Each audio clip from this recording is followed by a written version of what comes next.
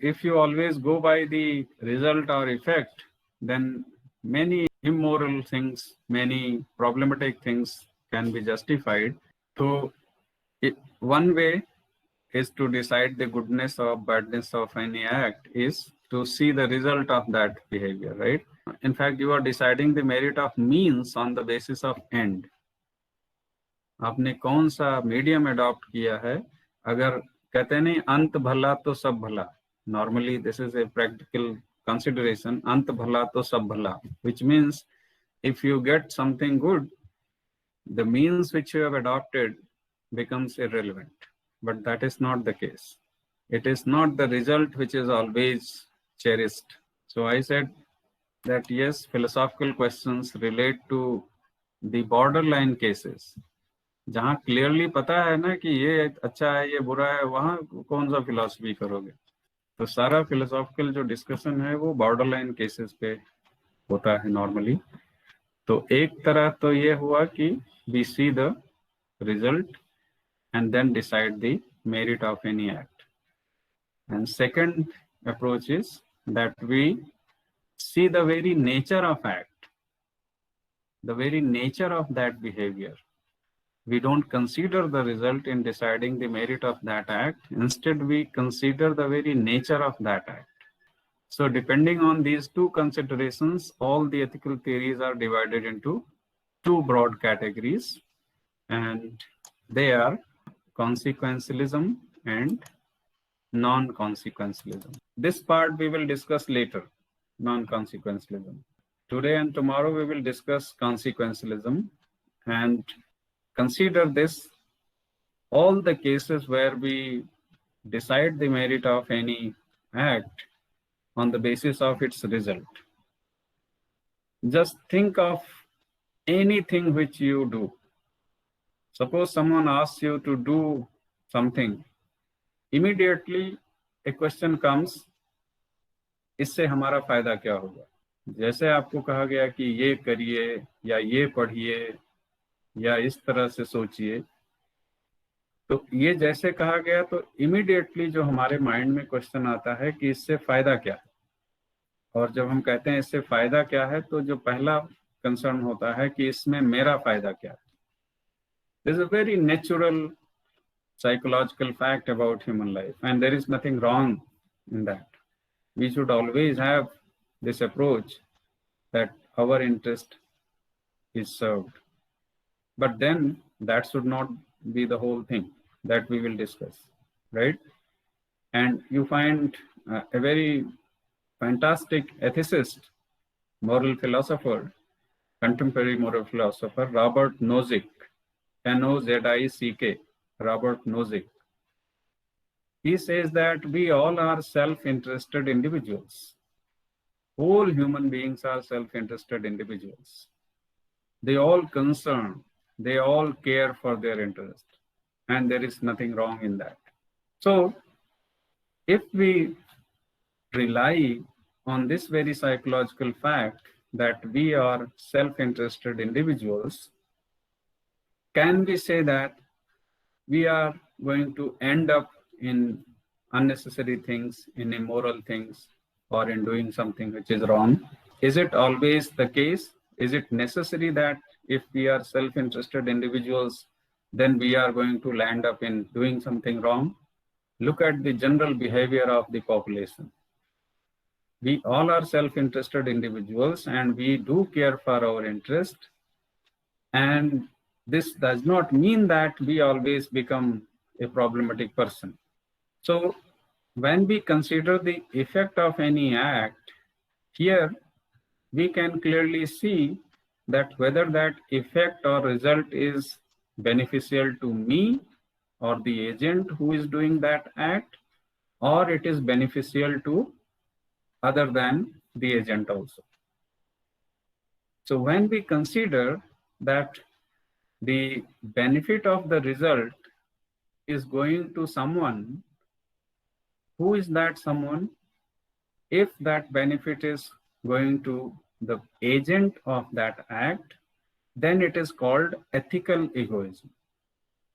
Ethical egoism suggests that a person must pursue one's interest and must engage in the kind of activities which are beneficial for the interest of that person.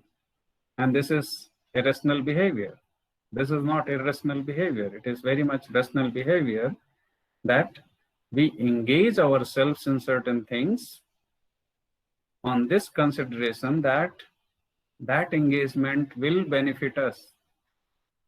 Consider you are learning, you are heading towards a degree. So you are undergoing this kind of hardships in anticipation of something good, isn't it? Right? And it is good primarily for you. And then, of course, it is good for the society. So any professional training, it's not that we are going to have charity only, right? In order to have a completely socially devoted life, a different type of attitude is required, right? General attitude is that we are looking for a degree, we are looking for a training so that we can have a dignified life, we can have a good life. So this is a primary concern. And you see that this concern is rooted in the basic human psychology, that is having the self-interest in all primacy, and then of course other things later, right?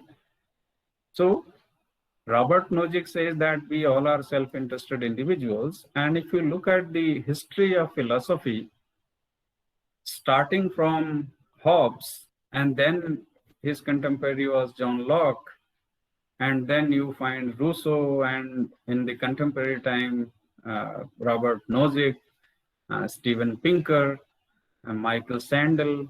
These are fantastic contemporary philosophers who are in fact supporting this consequentialist theory. And they say that, yes, we have to consider the basic psychology of human being, that we want to preserve our interest. We want to pursue our self-interest. And there is nothing wrong in that. In fact, we form a society so that we can pursue our interest without any conflict. Since we all are self-interested individuals and resources are limited, things are limited, facilities are limited, so there is a chance that we enter into a conflict, right? Everyone wants to have one's interest served, and therefore one may be looking for the same thing, right? So एक Apple है और उसके चाहने वाले बहुत सारे. So how to have an equitable, a just distribution of the limited resources? They may be of a physical or non-physical kind. They may be of animate or non-animate kind. We want to have a just distribution. And for that purpose, we form a society, we form a government, we form institution so that everyone pursues one's interest without any conflict, right? And if there is any conflict, there is a conflict resolution mechanism.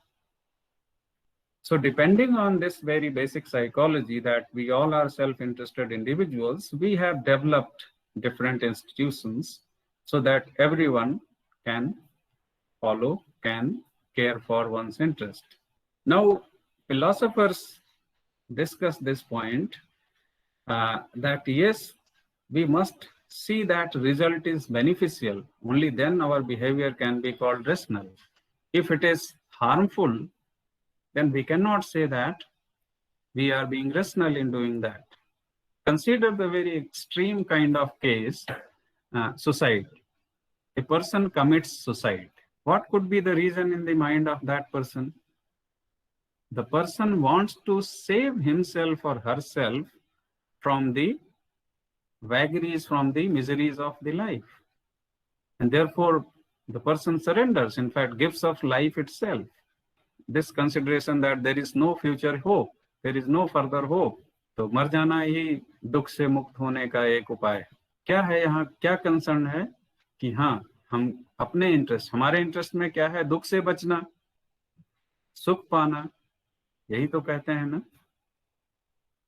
सुख पाना और दुख से बचना, ये हमारा final objective है। तो जब ये हो गया, किसी के दिमाग में ये आ गया कि अब तो कोई होप नहीं है, दुख के अलावा कुछ नहीं है, तो वो सुसाइड कर लेता है। This decision is also a kind of expression of this very psychological fact of our life, that we want to serve our interest. And if there is no way to pursue that, if there is no hope, the extreme step a person takes is to commit suicide. Though this is a topic of debate, that in the situation when a person commits suicide, even the worst situation, another person continues.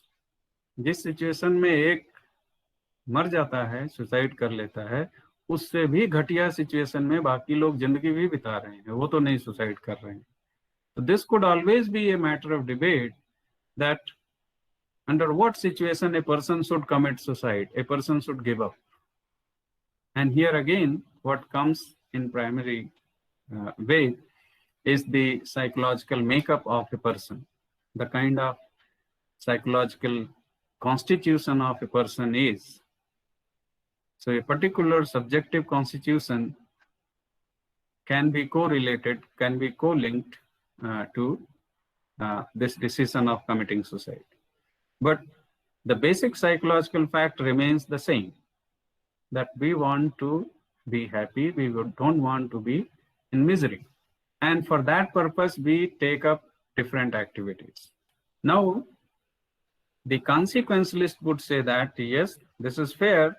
Now let us see, where is the emphasis, the result coming to the agent himself or herself, or the result which is going to other than the agent.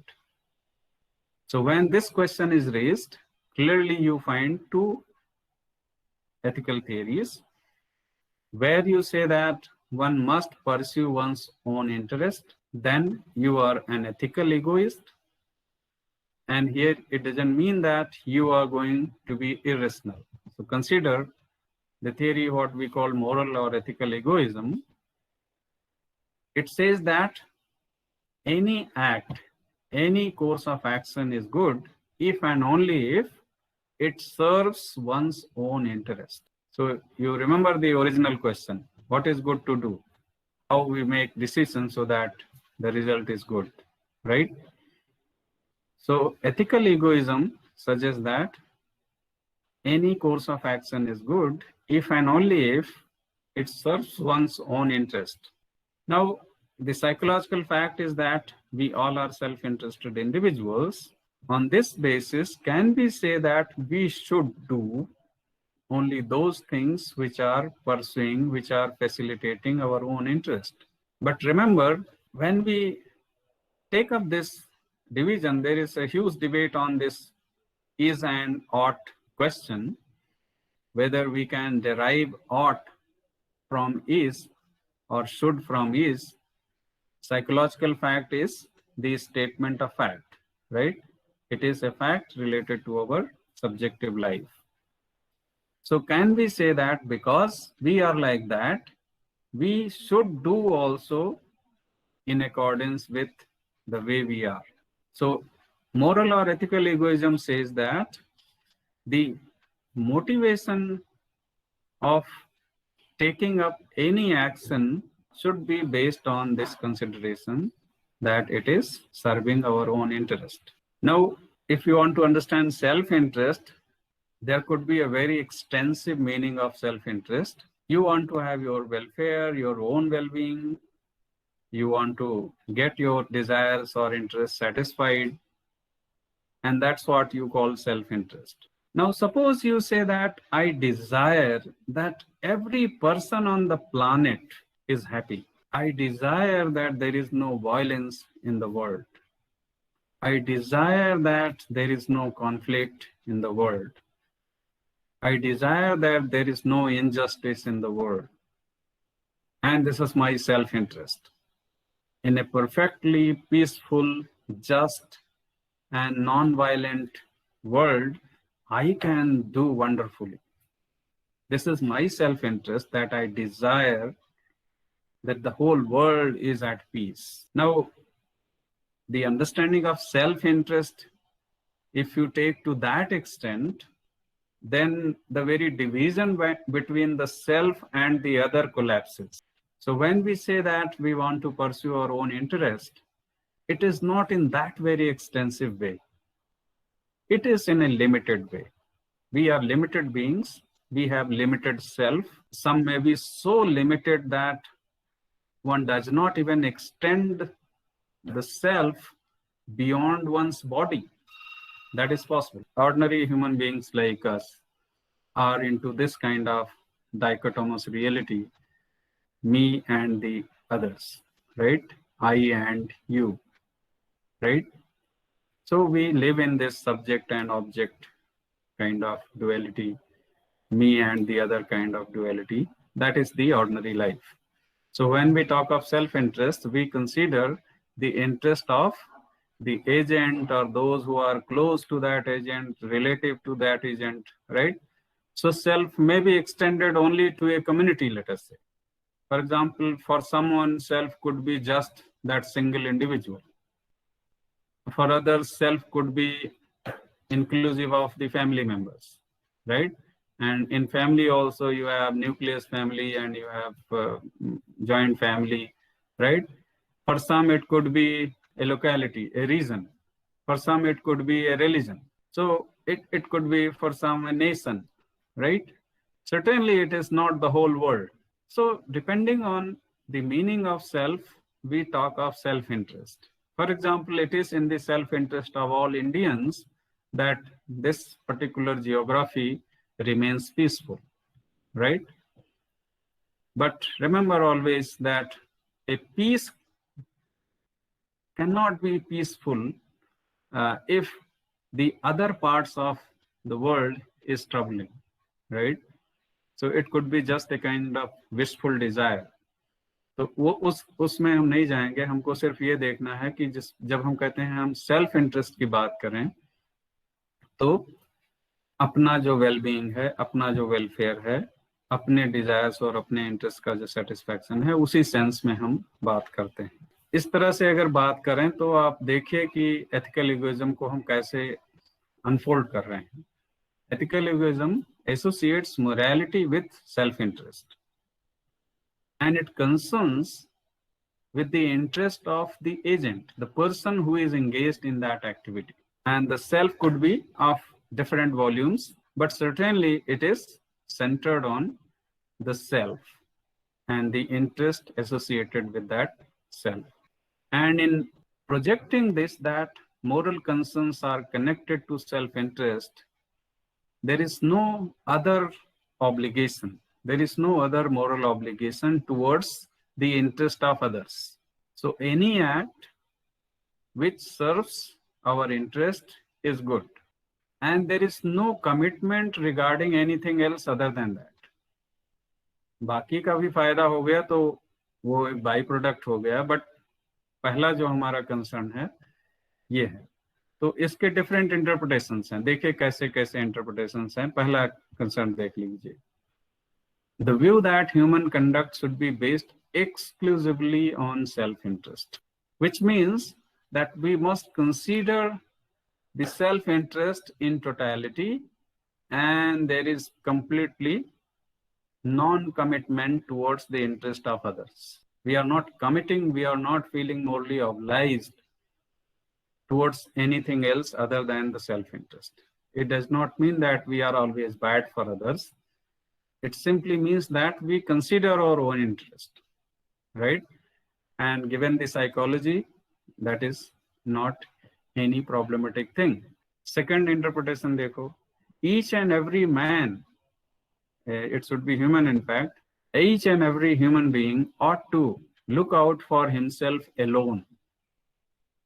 अब इसमें देख लीजिए, यहाँ man इसलिए लिखा गया कि थोड़ा सा बैड कैरेक्टर है ना, विलेनियस एक्ट, तो हम नॉर्मली मैन को ही ज्यादा रिस्पॉन्सिबल करते हैं. This is a kind of academic bullshit in some sense, but we follow that. If there is something good, we write human being, and if there is something bad, we write man. So each and every man ought to look out for himself alone. Now look at the interpretation 1 and 2, and I leave it to you. How do you differentiate between these two? पहला interpretation क्या है? The view that human conduct should be based exclusively on self-interest. The second is each and every man ought to look out for himself alone. So if you emphasize alone, that means that you may be quite careless about what happens to others. In the first case, if you see, you care for your interest and you are not committed towards anything else other than the self-interest, right? So you are non-committal about the interest of others. It does not mean that you are being bad to others. It simply means that you don't have any concern for the interest of others. But second, if you are care for yourself only, then certainly you may be a little on shaky ground. You may harm others. Third interpretation, everyone ought to concern himself with his own welfare alone. Now, second और third में देख लीजिए, each and every man ought to look out for himself alone, and everyone ought to concern himself with his own welfare alone. Look, all these interpretations are the interpretations of this principle that the morality should be associated with self-interest, right? So ethical egoism associates morality with self-interest. So anything which serves this self-interest is good. Anything which is against self-interest is bad, right? So everyone ought to concern himself with his own welfare alone, which means every person, every individual must pursue self-interest. Fourth में देखिए, my sole duty is to promote my own interest exclusively. Again, a variation of the interpretation. When we say that, what is your moral duty? So ethical egoism says that moral duty of a person is to promote one's interest exclusively. Last में जो लिखा है, everyone ought exclusively to pursue his own interest. So consider, I pursue my own interest, this position, and the other position that everyone should pursue one's own interest. These are two positions, right? I pursue my own interest. I should pursue my own interest. This is one position within ethical egoism, and believe in pursuing my own interest that everyone should pursue one's own interest. So in the first case, I simply say that I should pursue my own interest. I am simply non-committal towards the interest of others. In the second case, when I hold this belief that everyone should pursue one's own interest, then I am caring for the interest of others also, because of my belief that yes, if others are also pursuing, they are also human beings like us. What is bad with them, right? So I pursue my own interest, and then I remain non-committal about what others should do. This is one position. And the second position is that I pursue my own interest, so do the others, right? So you see the difference between these two. And on this basis, we divide moral egoism or ethical egoism into two kinds of moral egoism. पहला क्या है? Personal moral egoism. तो जो पहला वाला position मैंने बताया ना, only moral obligation of a personal moral egoist is towards her or his long-term benefits, and the person is non-committal about what others should do. This is personal moral egoism. And impersonal moral egoism is the theory which says that everyone should follow his or her long-term interest. Here, long-term, short-term, of course, rationality demands that we must pursue long-term interest, and we must give up the short-term interest or short-term pleasure. That's why you undergo some hardship, some training, right? And you sacrifice the enjoyment which you can have without study. So you sacrifice this so that your future is better. right? Now, you may be wondering that if this is the case, that everyone should pursue one's interest, then aren't we all selfish? Selfish होना और self interested होना, हो सकता है confusion हो जाए कि ये तो वही बात हो गई, एक ही बात है. Being self-interested is being selfish. But here we need to differentiate between these two things. Being selfish is not the same thing as being self-interested. Consider a shopkeeper. We often take that example. A shopkeeper does a fair business, does not underweigh the goods, does not charge overprice. So a person conducts business fairly without making fuzz of accounting, etc., doing paying taxes and everything, and delivering good services to the people. And the person, the businessman, has this belief that if I do this way my business, then I will win the trust of my consumers, my customers, and I will do more and more business because of that trust, right? So business person is being fairly self-interested, and with that self-interest, the business person is offering good services, good prices, and all benefits which are due to consumers. And all these nice behavior, nice things are carried out with this concern that they will help me to do more and more business. I will become rich if I am fair to the people, if I am trustworthy to them, right? So now, can we say that that shopkeeper or that businessman is selfish? No, we cannot say.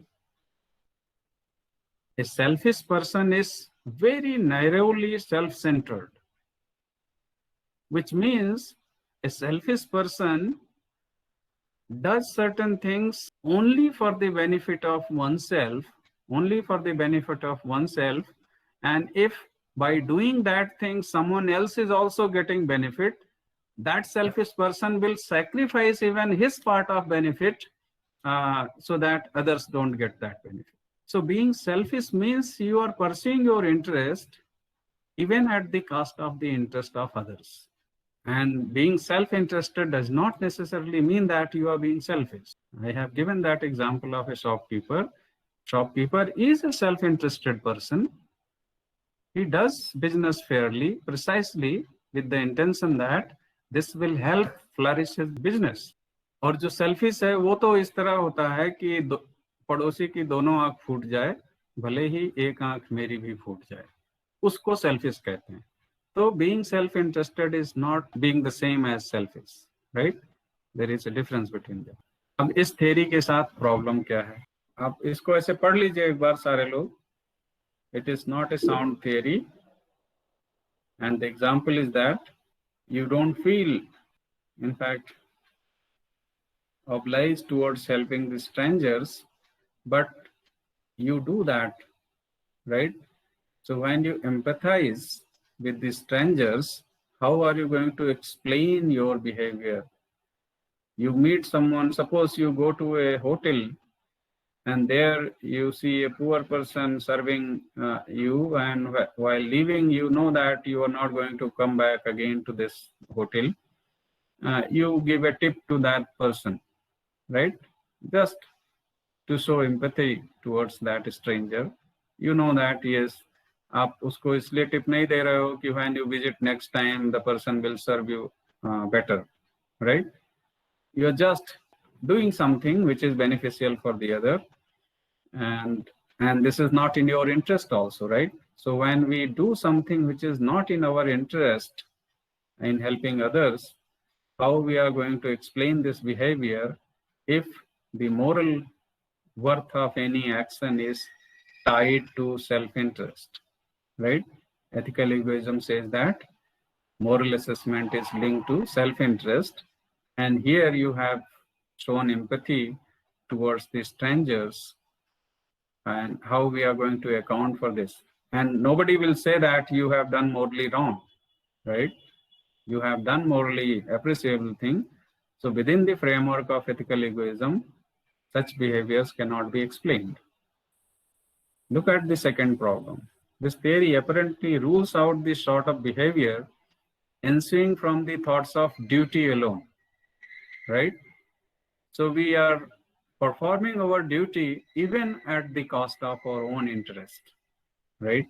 And this theory, ethical egoism, which ties the behavior of a person to self-interest, and there is no other concern.